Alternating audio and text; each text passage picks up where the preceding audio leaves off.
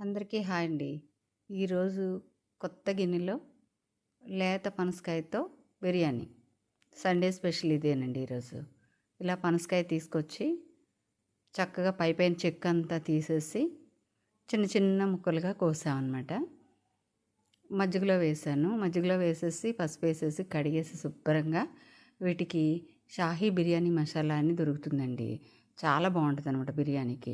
అది పెరుగు, ఉప్పు, కారం, పసుపు అన్నీ కలిపి పట్టించి ఒక 1 అవర్ అలా ఉంచి ఉడకబెట్టేసాను అనమాట.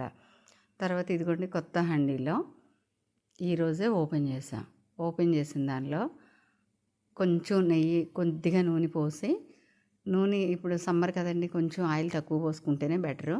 ఉల్లిపాయ, పచ్చిమిరపకాయ వేగిన తర్వాత అదిగోండి పుదీనా, కొత్తిమీర, అల్లం, వెల్లుల్లి అన్నీ కలిపి వేపేస్తే అసలు ఇక్కడే బిర్యానీ వాసన వచ్చేస్తుంది అనమాట. అలా కలిపెట్టింది ఉడకబెట్టి పక్కన పెట్టుకున్నాం కదండి. ఈ బిర్యానీ కొంచెం ఉడికిందనమాట. ఒక 10 మినిట్స్ ఉడికిన తర్వాత మధ్యలో దీన్ని వేసేసి అలా కలిపేసి పెట్టేసి సిమ్లో మళ్ళీ ఒక 15 మినిట్స్ అలాగ పెట్టేసి వదిలేసాం అనమాట. చక్కగా మంచి బిర్యానీ తయారైపోయింది.